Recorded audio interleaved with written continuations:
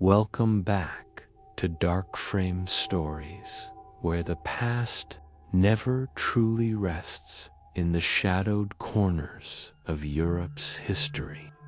There is a name few dare to whisper, a noblewoman, a prisoner, a witch, and perhaps something not entirely human. Bavaria, 1737. Anna Maria von Stockhousen was born under the watchful towers of Würzburg's hills. Her family was rich, respected, and unshakably Catholic. Even as a child, she was different, gentle, kind, always ready to help the poor, the sick, or the forgotten. The villagers adored her. At 19, Anna met Friedrich Wilhelm von Stockhausen, a tall, serious officer with eyes like winter. They fell in love quickly. No family objections, no scandal.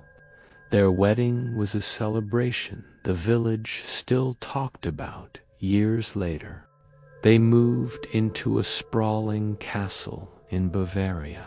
Stone walls thick enough to keep out armies, towers that touched the fog. From its hilltop, it looked over endless forests and fields. Mist clung to it day and night. Some said it looked magical. Others whispered that it looked haunted. For years, life was good. Anna and Friedrich had 4 children, a quiet, peaceful existence, the kind people dream about. But in 1775, the change began. The weather turned strange. Crops failed, cattle fell ill, and the villagers began to whisper. They said the castle had changed, that storms lingered above it while the rest of the valley stayed clear, that strange lights moved behind its windows at night.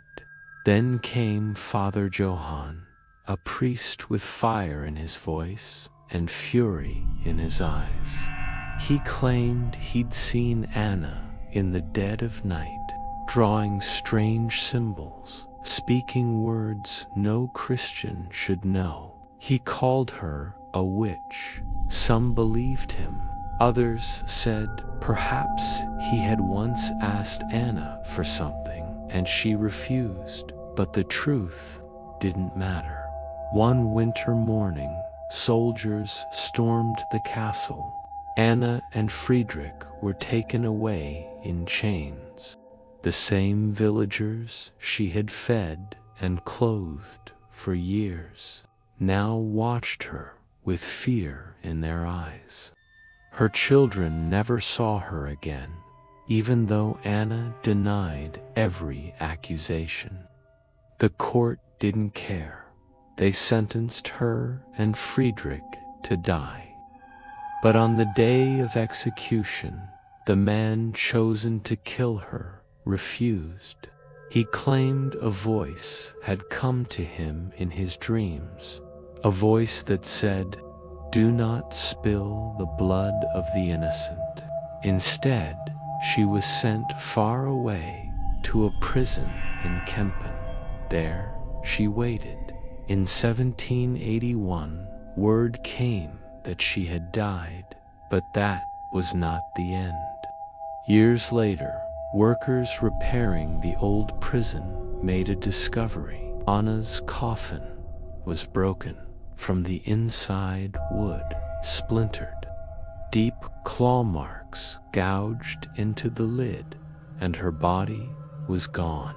Soon after, the sightings began. A pale woman walking alone in the fields. Children waking in the night, screaming her name. A farmer found torn apart in his barn.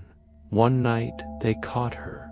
They bound her to wooden beams taken from her own castle and they set her alight, but the fire would not take her. Flames roared round her body, the wood cracked and spat embers, but her skin did not blister. Instead, she began to sing. It was not a song anyone knew, not a hymn, not a prayer. Something older, something wrong.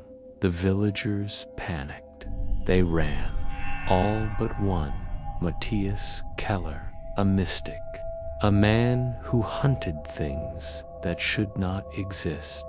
He stepped forward, looked into her burning eyes, and asked, "Why don't you die?" Anna's voice fell to a whisper. "Because I was buried in cursed earth, with betrayal, with blood that wasn't mine. Until I am laid to rest in holy ground, I will rise again and again." That night, lightning struck the wooden frame. The fire spread. When the flames died, Anna still stood. Finally, the villagers listened. They carried her body to a forest chapel. They buried her in blessed earth under a silver cross, and for a time things grew quiet. But in the oldest records, some from the 1300s, there is another name, Anna Maria von Stockhousen, also noble, also accused of witchcraft, also unable to die. They say she was killed, and days later, her grave was empty.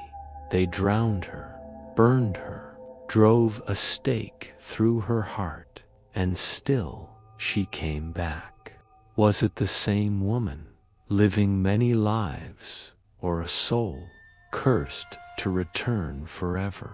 Some say she was never evil at all, only wronged over and over, and her spirit, heavy with sadness, anger, and something ancient, refused to rest. So if you walk alone on a fog-covered night, and you see a woman standing in the distance, still staring, not moving, don't get too close. It might be Anna, still waiting, still watching, still searching for peace.